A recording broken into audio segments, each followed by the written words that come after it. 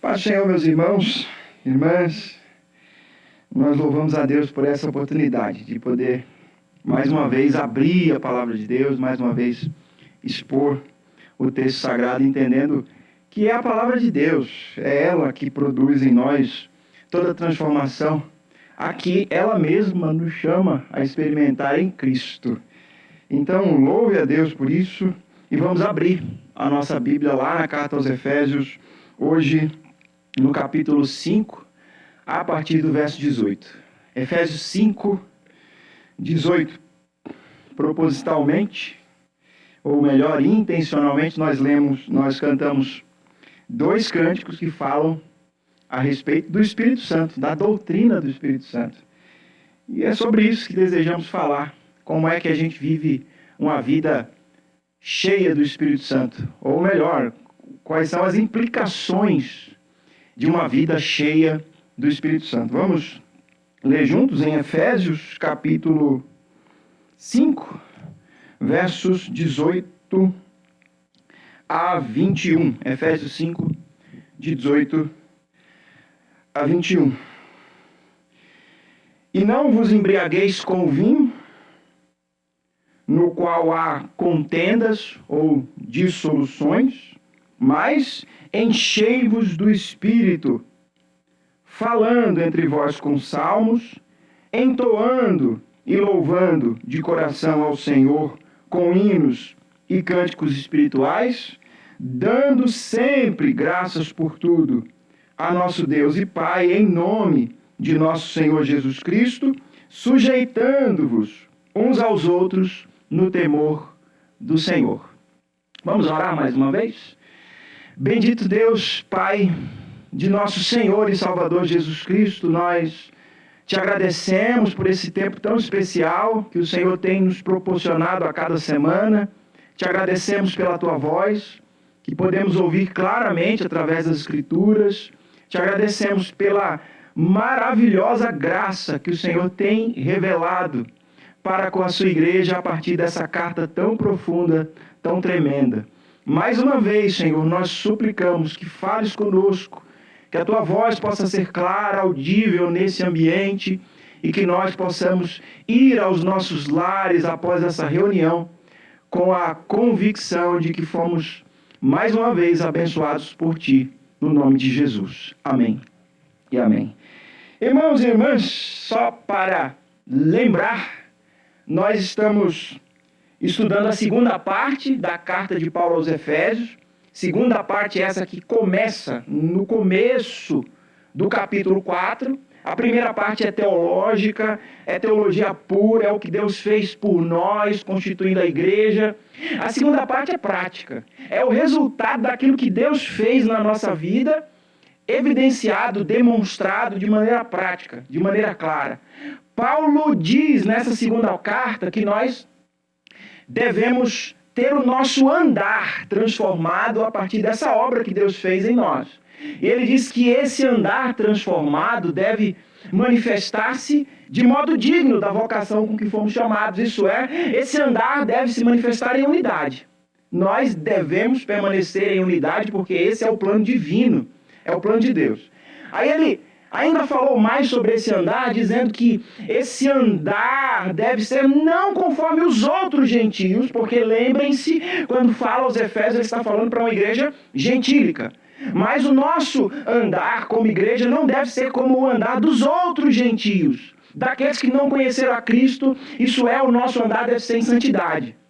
Aí Paulo eleva o nível das considerações que ele faz com base nessa doutrina gloriosa dos primeiros capítulos, dizendo que, por conta disso, nós devemos ser imitadores de Deus.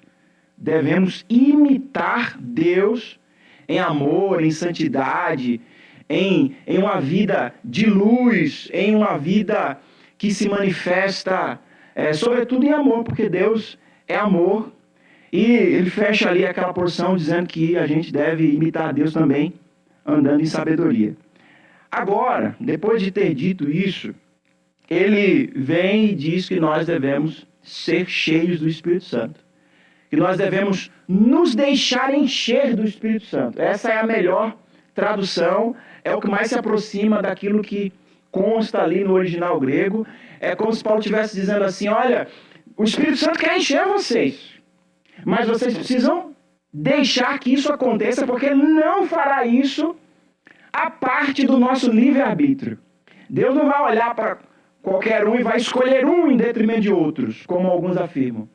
Porque se ele escolhe um em detrimento de outros, ele não está dando a todos a chance de crer, de receber essa graça maravilhosa da salvação. Portanto, a nossa expressão da doutrina da salvação envolve, sim, a obra de Deus, a iniciativa divina, mas a decisão humana de querer ou não aceitar essa graça que Deus nos oferece. E aí Paulo vem e diz, né, imitem a Deus. E logo depois de dizer imitem a Deus, ele diz, deixai-vos encher do Espírito Santo. Eu já faço uma primeira leitura aqui, tinha uma primeira lição dessa expressão e dessa conjunção de princípios. Não dá para imitar a Deus se não formos cheios do Espírito Santo. Eu tenho que estar cheio de Deus para poder imitar a Deus. É uma conclusão basicamente simples. Eu só posso imitar a Deus se eu estiver cheio dele. Se ele estiver tão presente na minha vida que as minhas ações expressarão ele mesmo. E aí, eu trouxe aqui uma reflexão inicial nessa doutrina tão importante, a doutrina do Espírito Santo. E eu digo de início aqui o seguinte aos irmãos. Essa é a minha humilde opinião e a opinião também de alguns servos de Deus que pensam como eu ou que eu penso como eles. Acho que melhor assim. A mim, a esses irmãos, parece que essa doutrina do Espírito Santo, a paracletologia, é uma das doutrinas mais mal compreendidas da história da igreja. E eu estou afirmando isso, irmãos, mesmo considerando que ela é uma doutrina essencial, basilar, presente em toda a Escritura Sagrada. Mas você deve lembrar que nos primórdios dessa igreja, a igreja de Éfeso, Paulo chega lá, encontra 12 irmãos, 12 discípulos, e ele pergunta para esses discípulos com uma preocupação bastante fundamentada na doutrina do Espírito Santo, na percepção deles acerca do Espírito Santo. Paulo pergunta assim para eles, vocês receberam o Espírito Santo quando creram? E o que é que eles respondem? Quem? A gente nem tinha ouvido falar que tinha um Espírito Santo. Está na Bíblia, irmãos, é Atos capítulo 19, eu não estou inventando uma coisa na minha cabeça. Eles não sabiam. E Paulo deve chamar eles ali, aplicar um discipulado rápido, mais consistente. Paulo impõe a mão sobre eles, ora, e eles são cheios do Espírito Santo. Então, mais uma vez, isso é basilar. Nós não podemos viver a vida cristã, nós não podemos colocar em prática isso que Paulo está colocando diante de nós se a gente não tiver esse relacionamento profundo com essa pessoa bendita e gloriosa que é o próprio Deus, com a pessoa bendita do Espírito Santo. Aleluia. Então, desde os primórdios a isso, em Éfeso há esse incidente, e a gente começa então a perceber que o Espírito Santo é tão essencial na história da igreja, assim como aquele Adão criado do pó da terra, é somente um boneco de barro, até que Deus sopra sobre ele o Espírito.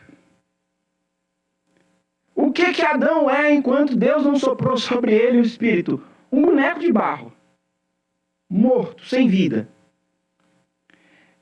Mas aquela vida não é a mesma vida ou expressão do Espírito Santo. Sim, mas por analogia nós podemos perceber e deduzir o seguinte: o novo Adão, Cristo, também oferece desse Espírito Santo aos seus discípulos, porque é Jesus quem batiza com o Espírito Santo.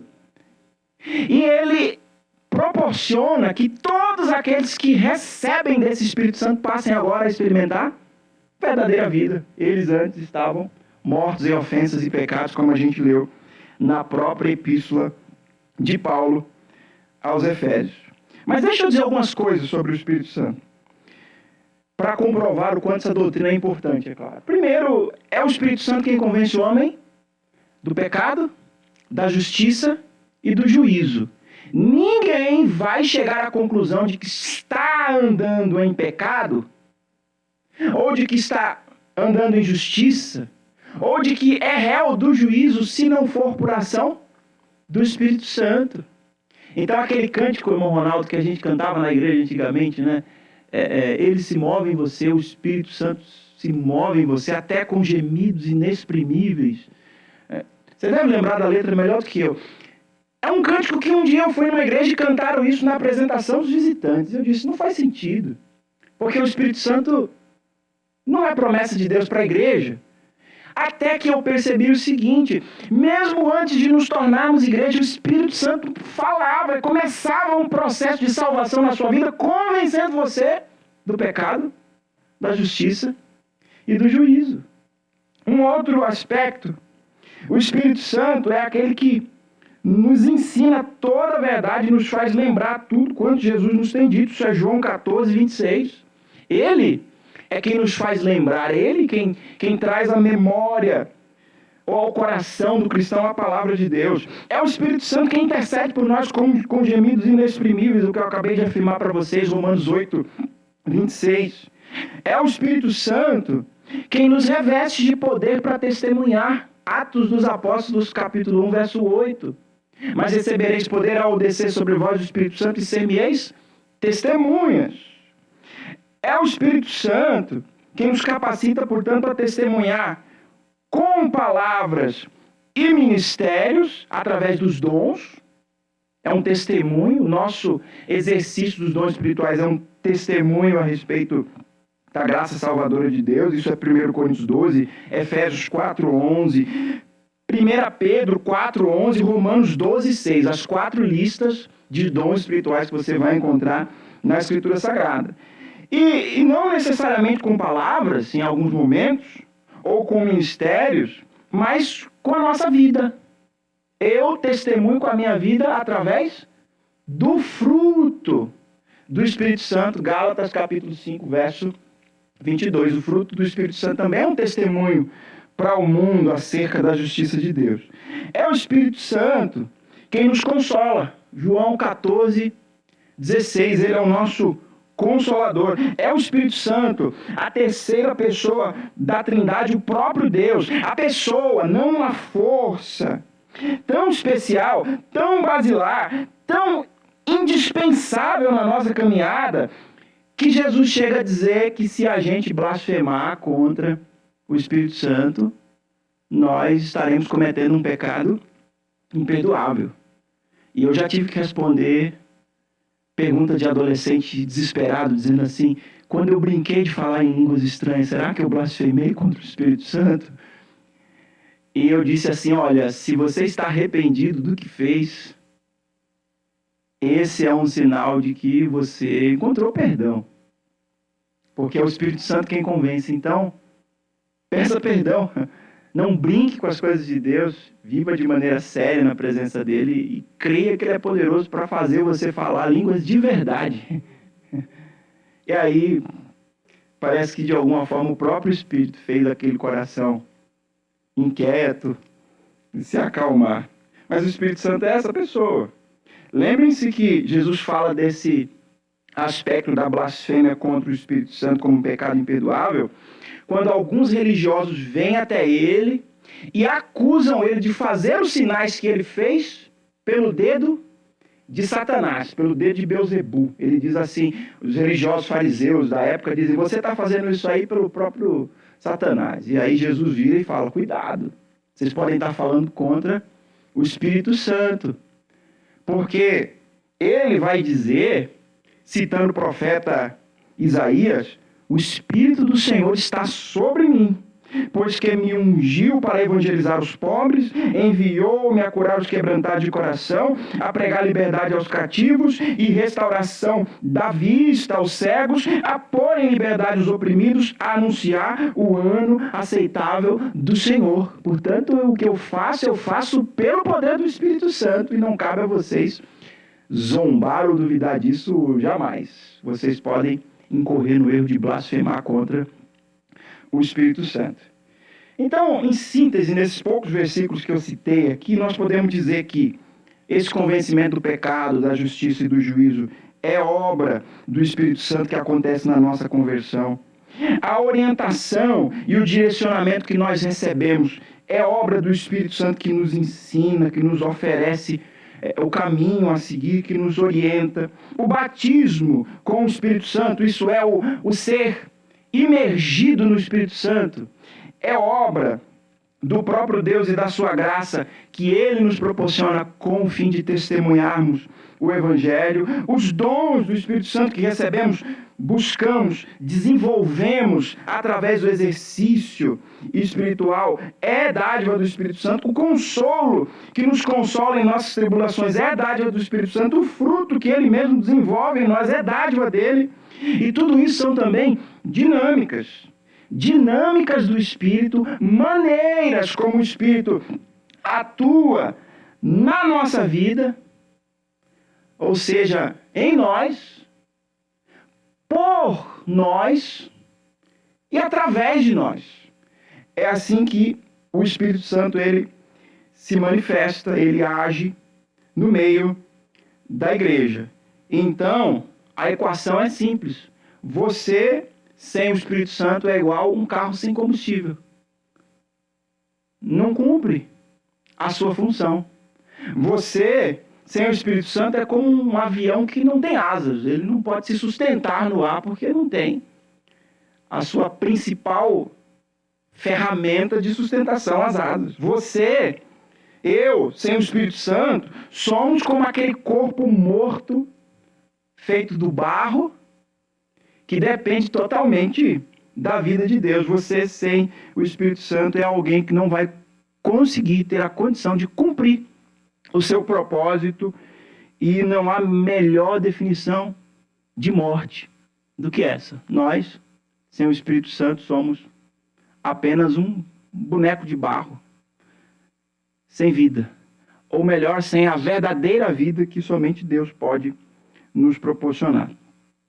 Mas, voltando aqui para a carta de Paulo aos Efésios, a gente deve lembrar ainda que essa carta é cheia da doutrina do Espírito Santo. Na nossa segunda exposição, quando eu apresentei aos irmãos um panorama da carta, nós destacamos aqui algumas verdades que Paulo coloca nela a respeito do Espírito Santo. Por exemplo, Paulo falou do selo do Espírito Santo em 1, verso 13.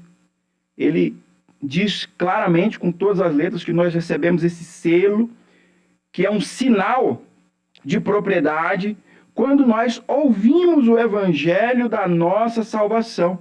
Portanto, todo verdadeiro crente tem esse selo, e isso mostra no mundo espiritual que temos um dono. E esse dono é o próprio Deus. Está selado ali. Então, deixa eu fazer um parêntese que talvez eu não tenha feito lá, quando a gente apontou essa doutrina aqui. O crente precisa ter medo de possessão demoníaca? O verdadeiro crente precisa ter medo de expulsar um demônio, ele fica assim, não, melhor não impor as mãos, porque vai que ele...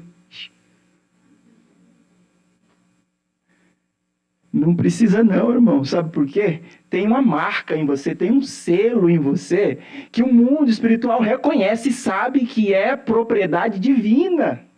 Você tem um dono, aleluia. O seu dono é o próprio Deus, e ninguém há maior que ele. O mundo espiritual, embora rebelado contra ele, respeita isso, viu? Tenha em mente isso. É por isso que quando Paulo está lá em Éfeso e tem um pessoal querendo expulsar demônio, dizendo, em nome de Jesus a quem Paulo prega, sai!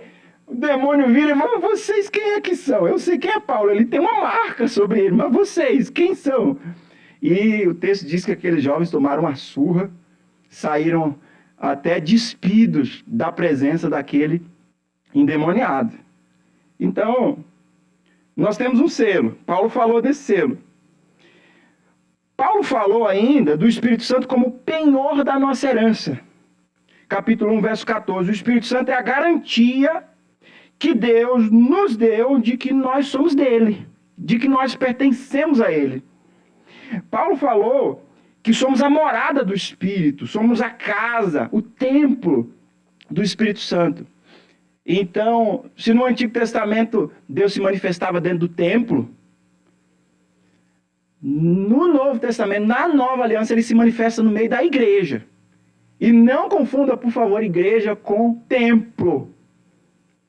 A igreja somos eu e você. O Espírito Santo se manifesta através da sua vida para me abençoar, da minha vida para abençoar você. E isso acontece mutuamente numa dinâmica de graça que ele faz como quer, porque ele dá os dons, distribui como ele quer. A gente pode até pedir, não é, pastor? Paulo diz, buscai os melhores dons. Mas ele distribui como quer, ele é Deus. O dom é dele, ele distribui como ele quer. Paulo falou ainda do Espírito Santo como aquele que, por meio de Jesus, nos dá acesso ao Pai. Capítulo 2, verso 18. Falou que o Espírito revela Jesus. E eu gosto de uma ilustração do pastor Jonas Madureira. Ele diz que o Espírito Santo é como um holofote. Sabe aquela grande luz que tem lá no estádio, né, Ronaldo? Você consegue ver da sua varanda, assim, aquela luz que clareia. O Espírito Santo, ele aponta para Jesus. Ele não compete com Jesus para receber a glória de Jesus. Porque o papel dele é glorificar Jesus, assim como Jesus glorifica o Pai, e o Pai glorifica o Filho, e o Espírito glorifica, e a Trindade vive nessa unidade perfeita, onde as três pessoas existem, uma para glorificar a outra. Glória a Deus. E nesse sentido, é claro, ele é modelo para nós de unidade. Nós devemos viver não para a nossa própria glória, para a nossa própria exaltação, mas para abençoar o nosso próximo. Paulo ainda falou que o Espírito Santo revela Jesus, orou para que fôssemos corroborados com o poder do Espírito, capítulo 3, verso 16, falou da unidade do Espírito e que somos cooperadores dele para preservação da unidade. Eu coopero com o Espírito Santo para que a unidade seja preservada, capítulo 4, verso 3. E falando da unidade da nossa fé, afirmando que há um só Espírito. Há um só Espírito. Isso é capítulo 4, verso 4. Paulo falou que não devemos entristecer o Espírito Santo, 4:30. Falou que o fruto do Espírito Santo se manifesta em bondade, justiça e verdade, 5:9. E falou que deveríamos nos revestir da armadura de Deus e fazer uso da espada do Espírito. Isso aqui é uma síntese da doutrina do Espírito Santo dentro da carta de Éfeso. E perceba que há várias referências, há várias obras, há várias orientações paulinas a respeito dessa pessoa tão importante, o Espírito Santo, aquele que nós podemos adorar hoje à noite, meu irmão e minha irmã, aquele que nós podemos exaltar hoje à noite, aquele a quem nós estamos sendo convidados a nos deixar encher por ele, aquele que está aqui pode batizar, aquele que está aqui pode curar, aquele que está aqui pode distribuir hoje à noite dons espirituais. É a ele que nós estamos cultuando, adorando, glorificando, aleluia. Então, tendo feito essa introdução, talvez um pouco mais longa do que as anteriores, a gente pode começar a olhar para o nosso texto. No texto que eu li hoje, Paulo está colocando aí uma recomendação negativa, mas seguida de uma recomendação positiva. Ele diz, não vos embriagueis, não vos embriagueis com vinho no qual há contenda e dissolução, mas enchei-vos do Espírito. Essa é a fala principal desse texto. A principal ideia colocada aqui é essa, enchei-vos do Espírito. E ele diz, desse enchei-vos do Espírito, ou conforme já lhes expliquei, deixai-vos encher do Espírito. E logo em seguida, ele faz uma linguagem imperativa, ele dá algumas ordens que nos dizem como nos deixar encher do Espírito Santo. Então, se você estivesse dialogando com Paulo e e Paulo desse a você essa primeira orientação: deixe-se encher do Espírito. Qual que seria a sua pergunta? Como? Como é que eu faço isso, Paulo? E ele dá 4 respostas aqui nesse texto. A primeira resposta que ele dá é: deixai-vos encher do Espírito. Isso é, não entenda isso como se a gente fosse um vasilhame e o Espírito um líquido que nos preenche. Essa é uma ideia que não faz jus ao que Paulo está querendo dizer aqui, porque um líquido dentro de um vasilhame tem que forma? A forma daquele vasilhame. Se for um copo, vai ter a forma de um copo. Se for uma garrafa, vai ter a forma da garrafa. O líquido assume a forma do vasilhame. Mas o que acontece aqui, quando nós deixamos que o Espírito Santo nos enche, é justamente o contrário. Nós tomamos a forma de Deus na pessoa bendita de Cristo. E aí ele diz: deixai-vos encher do Espírito. E como que a gente faz isso, Paulo? Ele diz: falando entre vós com salmos. Falando entre vós com salmos. Como é que eu me deixo encher do Espírito Santo, Paulo? Entoando e louvando de coração ao Senhor. Como é que eu me deixo encher do Espírito Santo, Paulo? Dando sempre graças por tudo ao nosso Deus e Pai, em nome do Senhor Jesus Cristo.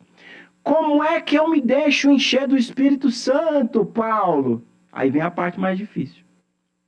Sujeitando-vos uns aos outros. Você já parou para pensar que para ser cheio do Espírito Santo, você precisa viver uma vida de sujeição mútua na experiência comunitária da fé? Inclusive, esse último versículo aqui que diz: sujeitando-vos uns aos outros no temor do Senhor, ele resolve aquele problema, aquela discussão antiga que alguns têm de acusar o pobre irmão Paulo de machista. Embora Paulo estivesse vivendo numa cultura patriarcal, onde a figura masculina de fato tinha uma importância, entre aspas, maior do que a feminina, Paulo não está defendendo aqui a perpetuação dessa estrutura. Porque ele diz assim: sujeitai-vos uns aos outros no temor do Senhor. Aí o texto seguinte, o que ele diz?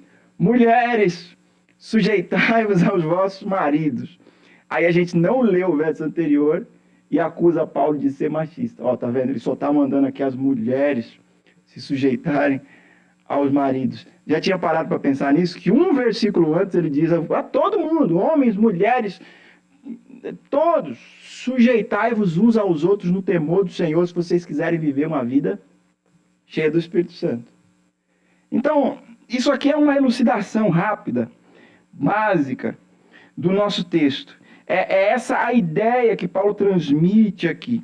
De modo que nós somos convidados, aconselhados, encorajados, ensinados, despertados, a deixar que o Espírito Santo nos molde em tudo, transformando os nossos relacionamentos. Porque nessas 4 coisas que Paulo acabou de afirmar aqui, nós podemos perceber que para viver uma vida cheia do Espírito Santo, nós precisamos, na verdade, ter os nossos relacionamentos transformados. E eu quero tentar provar isso hoje à noite, olhando para esse texto, para pelo menos 3 questões que estão aí em destaque. 3 expressões que permitem que nós façamos que nós tomemos uma conclusão a partir delas. Então, em primeiro lugar, ser cheio do Espírito Santo implica que você terá um relacionamento restaurado com você mesmo. Ser cheio do Espírito Santo implica um relacionamento restaurado consigo mesmo. De onde eu tiro essa ideia? Veja aí o verso 18, a parte A, quando Paulo diz: e não vos embriagueis com vinho em que há contendas. Então, uma vida cheia do Espírito Santo é uma vida sem vícios. Já afirmei para vocês, não há uma negativa aqui quanto ao uso do vinho, mas por analogia a gente pode perceber aqui que Paulo está trabalhando aspectos de alguém que vive uma vida de embriaguez e contrastando isso com alguém que vive uma vida cheia do Espírito Santo. Porque quem se embriaga, alguém já disse que é como alguém que tem o sangue de um leão, porque fica bravo, revoltado. O sangue do pavão, porque fica exibido, Tem alguns que aparecem mais que tudo. Tem o sangue do macaco, porque gosta de fazer graça, fazer macaquices. E tem o sangue do porco, porque normalmente faz coisas das quais se arrepende profundamente. Então, Paulo diz: você está vendo essa vida de alguém que não tem domínio próprio, que é um elemento do fruto do Espírito Santo? Você está vendo essa vida de alguém que não anda em sobriedade? Você está vendo essa vida de alguém que não se relaciona bem consigo mesmo? Porque a pessoa que se vê aprisionada por vícios, ela tem alguns momentos de consciência que ela diz assim: eu não posso fazer isso mais. Mas ela não tem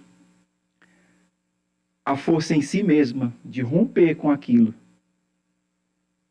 E eu quero dizer para os irmãos que essa tomada de consciência, ainda que seja momentânea assim, é obra do Espírito convencendo do pecado, da justiça, do juízo.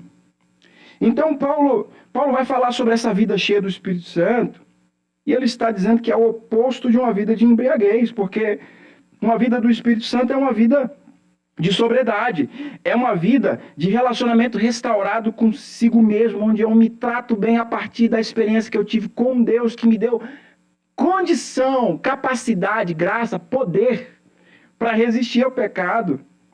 Essa vida cheia do Espírito Santo, ou a vida em que eu me deixei encher do Espírito Santo, é uma vida debaixo do governo de Deus. O Senhor governa e nós submetemos voluntariamente a nossa vida a Ele, porque sabemos que Ele tem o melhor para nós.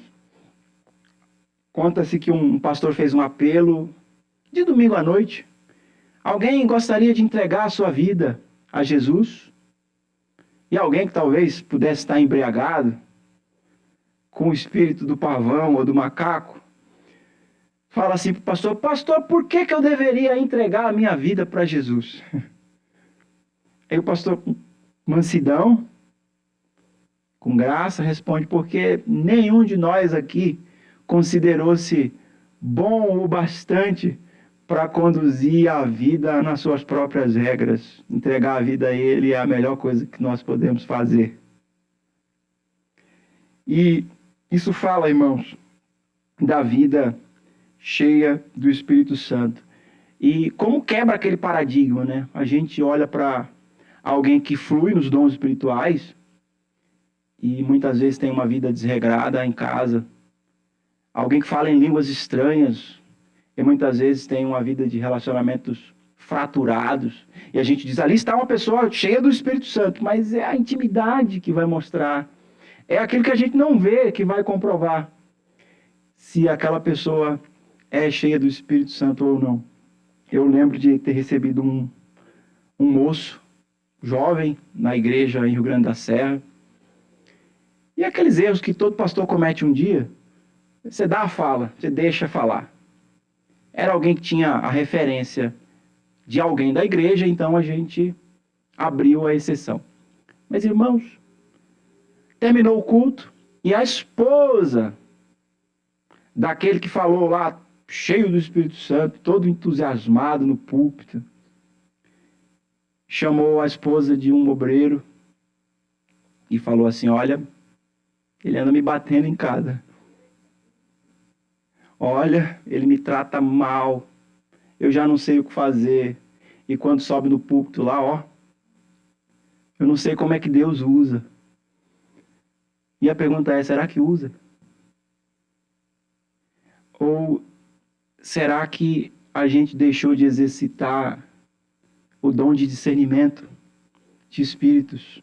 Ou será que a gente deixou de definir bem, embora seja muito difícil definir, né? De categorizar bem o que é a experiência de alguém ser cheio do Espírito Santo. Então, meu irmão, minha irmã, não se impressione com voz, com púlpito. Aquela fala do pastor Felipe aqui domingo à noite foi muito sábia, né? Uma agulha pode ser mais eloquente do que um microfone. Não se impressione com um vendedor que faz discursos no meio da rua, porque pode ser nada daquilo que ele está anunciando. O que faz com que uma pessoa ganhe a minha atenção é perceber que ela teve uma restauração do relacionamento consigo mesma a partir da obra de Deus. Ela é uma pessoa de caráter íntegro.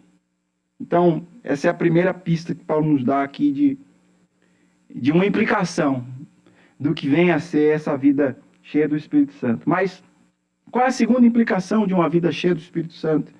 É ter o relacionamento restaurado não apenas consigo mesmo, mas também com o nosso próximo. E a gente consegue perceber isso aqui em pelo menos 3 expressões que aparecem no nosso texto. No verso 18, a parte A está dito: e não vos embriagueis com vinho no qual a gente contende com quem?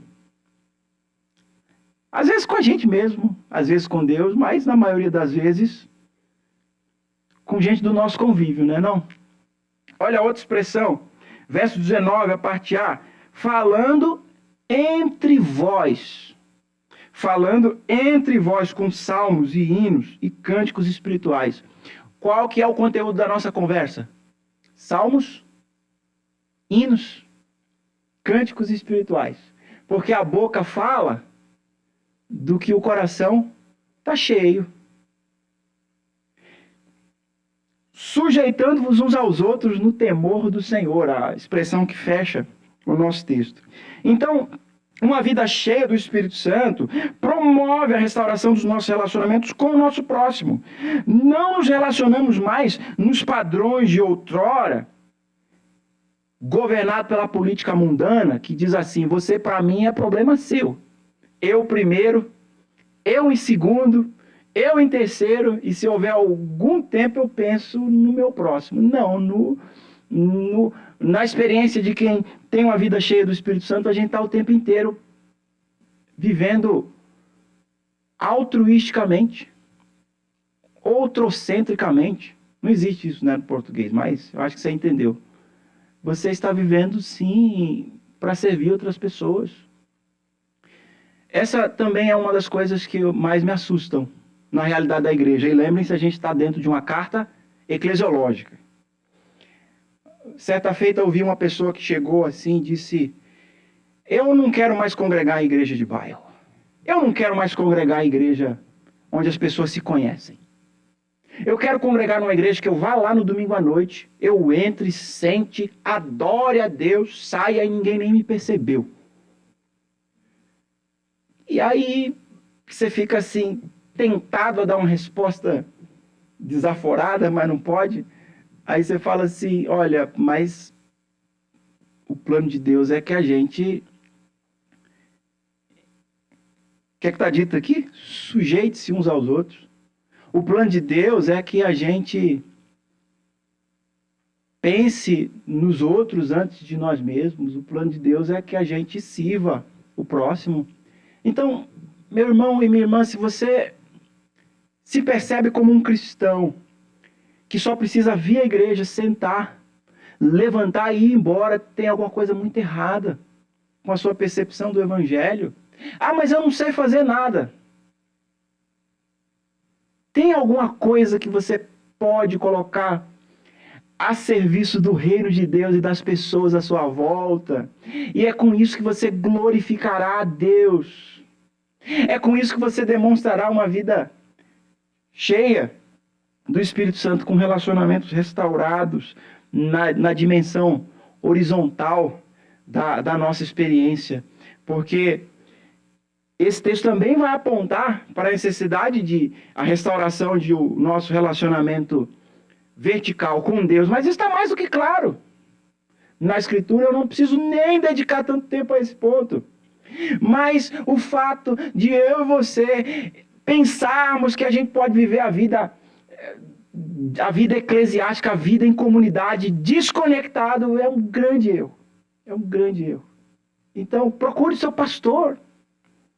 Procure o seu líder de jovem, de orquestra, de qualquer grupo dentro da igreja e diga assim para essa pessoa: eu descobri que eu preciso colocar a minha vida a serviço do reino, porque é assim que eu vou ser cheio de Deus, é assim que eu vou experimentar uma vida de plenitude do Espírito Santo, porque uma coisa se conecta à outra.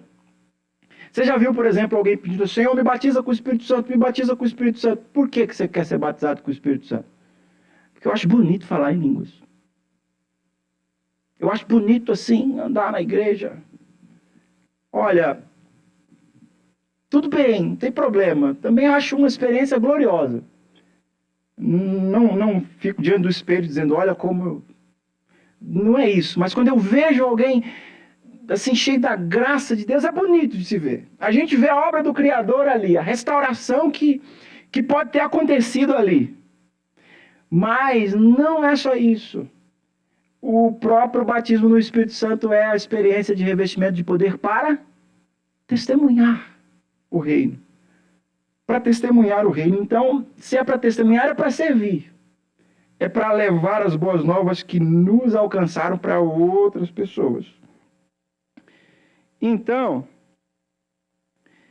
eu quero partir aqui para o terceiro ponto, para as aplicações dessa noite, apontando uma terceira implicação de uma vida cheia do Espírito Santo. Uma terceira implicação, é claro, tem a ver com a restauração do nosso relacionamento com Deus. Verso 19, a parte B e 20, fala de uma vida onde cantamos e salmodiamos no nosso coração ao Senhor. Fala de uma vida onde damos sempre graças por tudo a Deus, o nosso Pai, e em nome do nosso Senhor Jesus Cristo. Então, por intermédio do Espírito Santo, nós agora podemos cantar. E cantar não da boca para fora, mas cantar com o coração, entregar a Deus perfeito louvor. Louvor em espírito, em verdade. Glorificando a Deus. Nós podemos dar graças ao Senhor, expressar gratidão, seja qual for a circunstância que a gente esteja atravessando, seja qual for a dificuldade que a gente esteja enfrentando. Nós podemos dar graças porque nós reconhecemos, agora temos os nossos olhos abertos à percepção do cuidado dele para com a nossa vida. Aleluia! Nós podemos cantar, salmodiar, que apontam para uma vida de devoção a Deus, que apontam para uma vida de adoração. A nossa vida torna-se, portanto, um culto constante a Deus. Então, embora a gente saia de casa no domingo de tarde, dizendo assim: eu vou lá cultuar a Deus, essa é uma expressão abreviada. Eu vou lá cultuar a Deus com os irmãos. Mas, na verdade, a minha vida é um culto eterno e completo a Deus, porque o tempo todo, onde quer que eu esteja, eu estou dando graças, eu estou adorando, eu estou louvando o nome dele, porque eu reconheço o que ele fez na minha vida. Então, irmão, está aí a síntese do que é uma vida cheia do Espírito Santo. A gente poderia pensar que essa história das línguas estranhas, que são evidência, eu não estou tirando mérito, que são os dons, mas eu acho muito mais evidente, patente, pelas Escrituras, inclusive, que o fruto é a maior evidência. O fruto é a maior evidência de uma vida cheia do Espírito Santo. Então, para concluir, permitam-me terminar essa mensagem com 3 aplicações práticas, somente 3. A primeira delas é que uma vida de relacionamentos restaurados demonstra que ser cheio do Espírito Santo é uma experiência naturalmente sobrenatural. Deixa eu repetir isso, para que fique claro para mim e para você hoje à noite. Uma vida de relacionamentos restaurados demonstra que ser cheio do Espírito Santo é uma experiência naturalmente sobrenatural. É natural porque nós somos criados para nos relacionar uns com os outros. Ninguém é uma ilha. Ninguém nasceu para estar isolado e desconectado de tudo. É natural porque é para o cotidiano da vida. É para o dia a dia. É para as coisas mais simples que a gente faz. Para que eu sou cheio do Espírito Santo? Para me relacionar com as pessoas no padrão divino. No padrão de Deus. Agora, é sobrenatural porque só Deus pode transformar os nossos relacionamentos, a começar pelo nosso com Ele mesmo. Só Ele pode fazer isso, irmãos e irmãs. Então, ser cheio do Espírito Santo é isso. É pro aqui, é pro agora. Ser cheio do Espírito Santo não é para você orar assim, Senhor, eu agradeço pelo alimento e o demônio sai desse alimento. Puxa, é para tanto. Tem gente que tem assim uma espiritualidade muito espiritual. Ser cheio do Espírito Santo é para eu lidar com meu irmão e quando de alguma forma eu perceber que ele está sendo prejudicado, eu digo, ei, peraí, você está errado e você está sofrendo prejuízo. Esses dias, não é para vanglória, né? É só minha consciência e a fala do Espírito Santo para minha consciência. Fiz uma compra. Eu comprei uma peça para um computador, assim, uma peça que deveria ter 480 gigabytes. E eu recebi de 980. Aí o que eu poderia pensar assim? Olha como Deus é bom. Deus me abençoou. A gente pensa assim, irmãos, em algum momento da vida a gente se deixa tentar por essas coisas. Mas eu falei, está errado. Quem mandou essa aí tomou prejuízo. Se a pessoa não sabe para quem mandou, não vai ficar perguntando, olha, foi você? Ele vai ainda lidar com a possível desonestidade de quem recebeu. E pode ser descontado de alguém que mandou indevidamente. Então eu mandei mensagem para a pessoa, falei, olha, você mandou um pouquinho maior, é brinde? Ele falou, desculpa. Eu falei, então, me fala o que a gente pode fazer, porque o certo é certo, irmãos, e o certo nunca vai ser errado, e o errado nunca vai ser certo. Então é assim, é para o dia a dia, é para as coisas mais cotidianas da vida que você deve ter essa experiência do ser cheio do Espírito Santo. Paulo deixa isso aqui muito claro diante dos nossos olhos. Mas, em segundo lugar, segunda lição que eu deixo para os irmãos hoje à noite, com a vida cheia do Espírito Santo, é o antídoto de uma vida de falta de controle. Como é que eu vivo a minha vida assim, com uma vida controlada, dirigida por Deus? Como? Somente sendo cheio dele. Porque se você tentar sozinho, por sua disciplina, você vai dizer assim, de manhã eu estou de dieta e não vou comer o pudim de chocolate que está na geladeira. Não vou comer. E depois que você comer a sua refeição lá do meio-dia, o almoço, você vai dizer assim, mas só um pedacinho, não tem problema não. Só um pedacinho, né? O problema é quando é demais, não é? Só um pecadinho, não tem problema não. A gente não vai conseguir, irmãos, vencer o pecado na força do nosso braço. A gente tem que depender do Espírito Santo, deixar que Ele guie a nossa vida a cada instante, as tomadas de decisões mais insignificantes, que você pensa que são insignificantes, Ele precisa estar no controle, Ele precisa estar na direção, você precisa submeter voluntariamente a Ele esse governo da sua vida. Mais uma vez, Ele não vai tomar esse governo à força. Outra história que eu lembro de quando ministrava a respeito do Espírito Santo, nas escolas dominicais, né? É um bom ambiente para a gente ouvir as experiências dos irmãos. E um irmão muito simples disse assim: eu lembro como se fosse hoje o dia que eu fui batizado com o Espírito Santo. Eu estava orando a Deus, pedindo para falar em línguas. Eu estava orando a Deus, pedindo para ter desse poder na minha vida. E quando eu vi, eu estava embaixo do banco, de joelhos.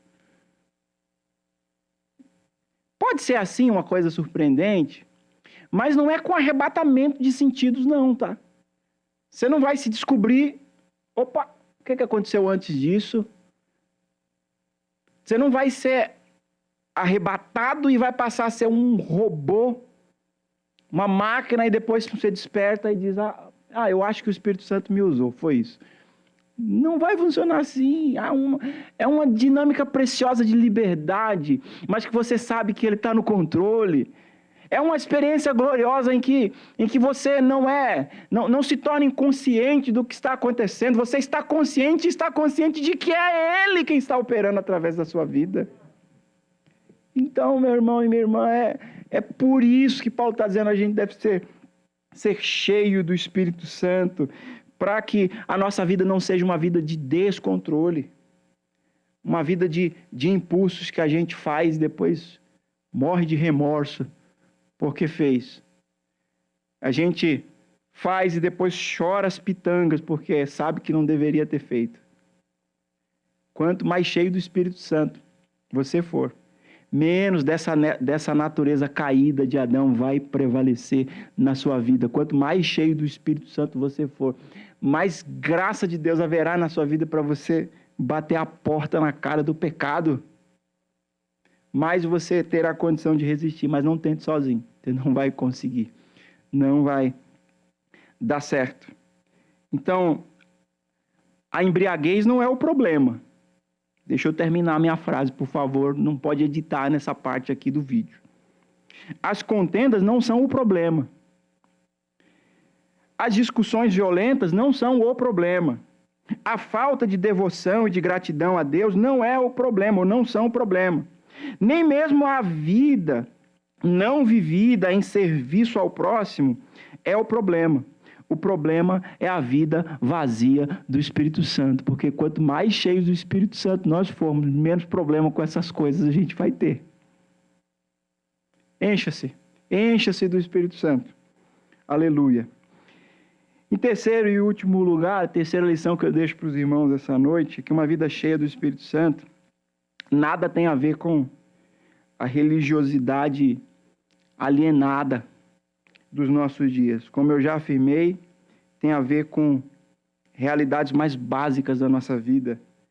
Por isso, suspeite quando alguém tentar lhe provar que uma vida cheia do Espírito Santo necessariamente é uma vida cheia de manifestações espirituais, cheia de coisas que você não sabe, não pode, não consegue explicar. Deixa eu dar um último exemplo e a gente parte aqui para o final. Você deve lembrar daquela história em que é narrada nos evangelhos de uma mulher que tem um fluxo de sangue e ela está se esvaindo em sangue há muitos anos, já gastou tudo que tinha, já procurou diversos médicos e não aconteceu nada, ninguém podia resolver. Até que ela vai na contramão da religião da época dela. Porque a religião judaica, a lei dizia assim, olha, uma mulher nessas condições não pode tocar em ninguém, porque ela é impura e ela tornará aquela pessoa por ela tocada em uma pessoa impura. Mas a mulher está decidida. Ela vai até Jesus e ela vai assim como uma surrupiadora de bênção. Porque ela sai determinada a tocar nas vestes de Jesus e ela crê firmemente no coração dela. Se eu tão somente tocar, eu sei que eu vou ser curada. E o que acontece? Ela foi curada. Mas sabe o que eu acho interessantíssimo naquela história? Tem um monte de gente cotovelando Jesus. Os discípulos estão ali, o pessoal que estava pertinho de Jesus, né? Que talvez fossem os mais capacitados a fazer análise do que é espiritual e do que não é. A mulher toca em Jesus, é curada, e ninguém percebe nada. Ninguém notou. Não saiu foguinho assim, todo mundo olhando assim, porque Deus não é bandaroso. Deus faz uns milagres assim que você nem sabe que Ele fez na sua vida. E você só vai saber na eternidade. Você lembra aquele dia assim, olha o que aconteceu e não aconteceu. Mas o senhor não me falou nada. Pois é, não sou exibicionista. Não preciso disso. Mas a mulher sabe e Jesus sabe. Aí Jesus vira e diz assim, para aí, alguma coisa aconteceu aqui. De mim saiu virtude, alguém me tocou. E o que os discípulos falam? Olha, está todo mundo tocando no senhor? Nenhum discípulo percebeu que esse toque foi diferente, que esse toque foi poderoso, que esse toque transformou a realidade de alguém profundamente, que esse toque tirou alguém de um beco escuro de desespero, de angústia, de ansiedade e colocou na condição de alguém curada. E tem outra coisa muito especial nesse texto. A mulher fica ali apavorada quando Jesus percebe que foi tocado e pergunta quem me tocou. Ela diz, e agora deixei ele imundo e ele vai me dar um carão. Jesus vira para ela e fala assim, filha. Sabe quantas vezes essa palavra apareceu saindo da boca de Jesus na Escritura? Só essa, filha. A tua fé te salvou. Vai em paz e ser curada desse teu mal. Então, irmãos, que espiritualidade eu quero viver? Eu quero viver uma espiritualidade que afeta a vida das pessoas dessa forma. E não que elas olhem para mim e fiquem impressionadas. Olha como prega, olha como canta, olha como fala em línguas estranhas. Não, eu quero viver uma espiritualidade que as pessoas olhem e digam assim, poxa, esse menino aí é de Deus. Essa irmã aí é de Deus. Esse jovem é de Deus. É essa espiritualidade discreta, que não glorifica a si mesmo, mas que aponta para ele, como João Batista que disse assim, importa que ele cresça e eu diminua. Eu quero ser cheio do Espírito Santo, porque se eu for cheio do Espírito Santo, não sou eu que apareço, mas somente ele. Então eu proponho a você a ficar de pé hoje à noite e orar, pedindo que o Senhor nos dê essa experiência de enchimento do Espírito Santo. Pedindo que o Senhor realinhe o nosso conceito do que vem a ser uma vida cheia do Espírito Santo. Eu não quero a espiritualidade irrefletida, emocionalista. Não tenho nada contra a emoção. A gente se emociona falando. A graça de Deus toca o nosso coração, é bom, mas eu não quero ficar aqui forçando barra, eu não quero ouvir ninguém que fique forçando para que a gente saia com a impressão de que a voz de Deus foi clara com base em discurso. Não, tem que ser algo dele, e eu sei que você veio aqui desejoso disso hoje à noite, então ore comigo em nome de Jesus. Deus nosso Pai, nós te agradecemos pela tua voz que nos chama a um outro nível de espiritualidade. Nós te agradecemos por essa compreensão tão profunda, Senhor, do que vem a ser uma vida cheia do Espírito Santo. Nós te agradecemos porque hoje o Senhor nos despertou a meditar, a refletir, que essa é uma experiência naturalmente sobrenatural, é para o dia a dia da vida, é para as coisas mais corriqueiras, é para as coisas que aparentemente são banais, Senhor, e é para a tua glória, Senhor. Por isso enche-nos, permita, Senhor, que jamais sejamos impedimento, para que o Senhor cumpra em nós essa obra gloriosa de encher-nos do teu Espírito.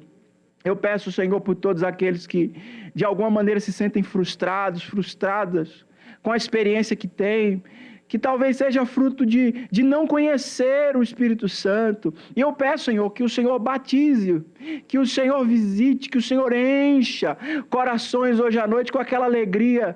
Ah, Senhor, aquela alegria que ficou no passado. Que haja renovo nesse ambiente, que haja renovo, Senhor, no nosso coração, que nós possamos sair daqui certo, Senhor, de que essa vida cheia do Espírito Santo é para mim, é para todos, é para o teu povo. Em nome de Jesus. Amém e amém. Eu quero devolver a palavra ao pastor Eli, agradecer aos irmãos pela paciência. Deus abençoe.